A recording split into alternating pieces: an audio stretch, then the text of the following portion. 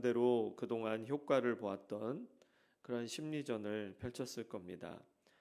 그런데 그것이 유다 백성들이나 왕인 히스기야에게는 역효과를 낳은 것이 분명합니다. 히스기야의 그 백성들, 유다의 백성들은 침묵을 했다고 그랬죠. 시키는 대로 거기에 반응하지 말라라고 해서 반응하지 않았고요. 히스기야는 두려워 떨기보다 오히려 분노했다라고 했습니다. 히스기야는 단순히 나라의 위협 앞에서 자신의 안위의 그 걱정에 대해서가 아니라 하나님이 모욕당한 것을 참을 수 없었기 때문에 분노했다라고 했습니다. 히스기야는 선지자 이사야에게 사람을 보내서 히스기야가 들었던 말을 전했습니다. 우리 4절의 말씀을 보면요. 랍사게가 그의 주 아수르 왕의 보냄을 받고 와서 살아계신 하나님을 비방하였으니 당신의 하나님 여호와께서 혹시 그의 말을 들으셨을지라. 당신의 하나님 여호와께서 그 들으신 말 때문에 꾸짖으실 듯하니 당신은 이 남아있는 자들을 위하여 기도하소서 하더이다 하니라. 히스기야의 이 말과 행동 속에서 알 수 있는 것은요. 히스기야가 정말 하나님을 살아계신 하나님으로 믿었다라는 것입니다.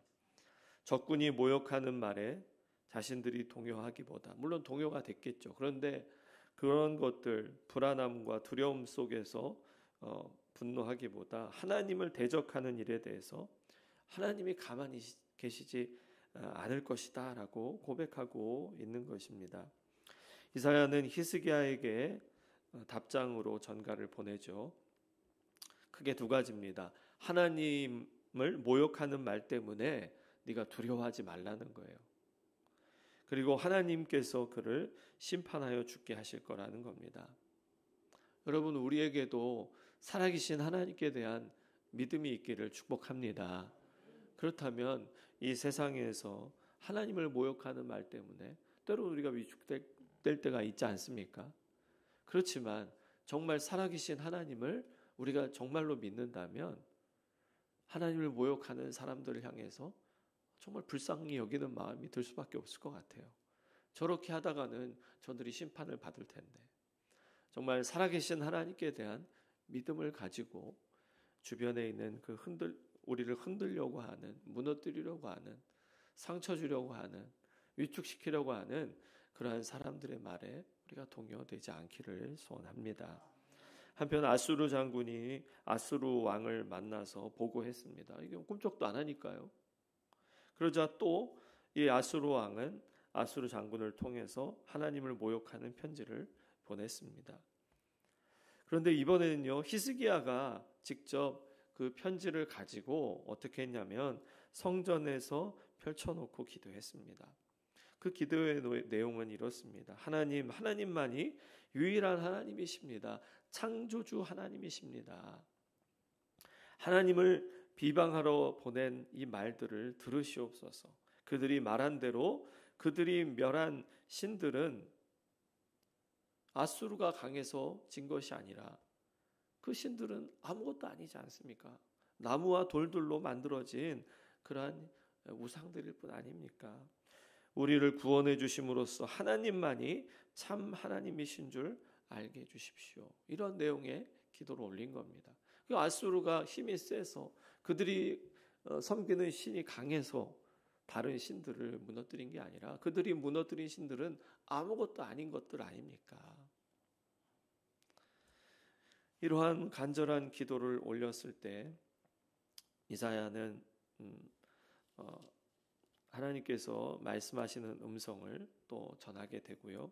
결국 마지막 절에 기도가 응답되는 장면이 나오죠. 그래서 하나님께서 그 기도를 응답하셨고 그 기도한 것보다 길게 응답받았는데요. 핵심 내용은 뭐냐면 하나님이 갚으시겠다라는 겁니다. 하나님이 이걸 갚으시겠다. 또 예루살렘 백성들을 구원하실 것이다 라고 말씀하셨습니다. 마지막 35절부터 내용을 보면요. 하나님의 사자가 갑자기 나타나서 18만 5천 명의 군사를 쳤다라고 했습니다. 어마어마한 군사들이죠. 어떤 과정이 이루어졌는지 구체적인 것은 기록되지 않았지만 결국 이 일로 인해서 후퇴를 하게 됩니다. 그리고 아수르 왕 이름이 이제 나온대요. 사네립이라는 아수르 왕이요. 아수르 신전에서 경배할 때 반역을 당해서 죽게 되었다. 비참한 최후를 맞은 것을 오늘 19장 마지막에서 마무리를 짓습니다. 히스기야와 예루살렘에겐 아무런 소망도 없는 상태였지만 오늘 본문에서 주목하고 싶은 장면이 무엇입니까? 바로 히스기야가 편지를 성전에서 펴놓고 하나님께 기도하는 것이었어요. 아무런 대책도 길도 보이지 않았지만 하나님 앞에서 우리의 문제들을 펼친 겁니다. 우리도 마찬가지로 우리의 삶에 해결할 수 없는 상황과 또 걱정거리, 근심거리들이 얼마나 많습니까?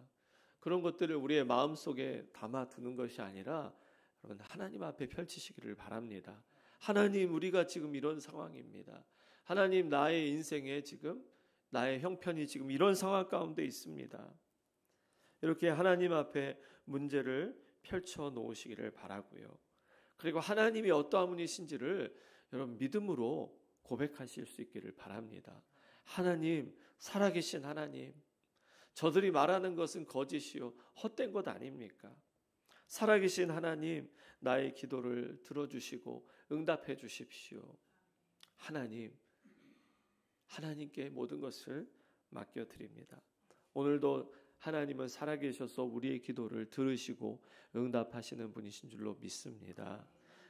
정말 일순간에 천사를 보내셔서 18만 5천 명을 치셨던 그 주님께서 지금도 기도하는 성도들의 삶 속에 살아계셔서 마귀의 권세를 치시고 우리로 하여금 승리케 하실 줄로 믿습니다.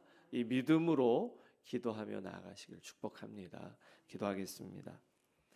살아계신 하나님 아버지, 오늘도 하나님 아버지 앞에 우리의 걱정, 근심, 고민거리들을 가지고 나왔습니다. 말씀 앞에서 큰 위로를 받습니다.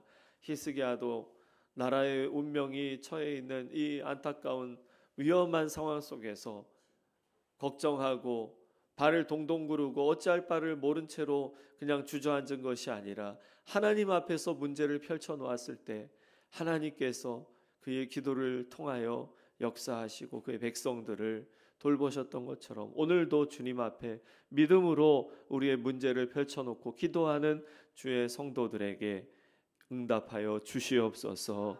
주님, 우리의 간구를 들어주시고 특별히 우리가 기도하는 것들이 하나님의 뜻대로 기도하게 해주시고 그의 나라와 그의 의를 구할 때 이 모든 것을 더하게 하시는 하나님의 복을 우리 모두가 누리게 하여 주시옵소서.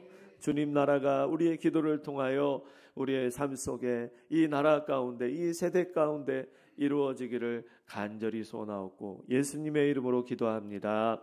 아멘.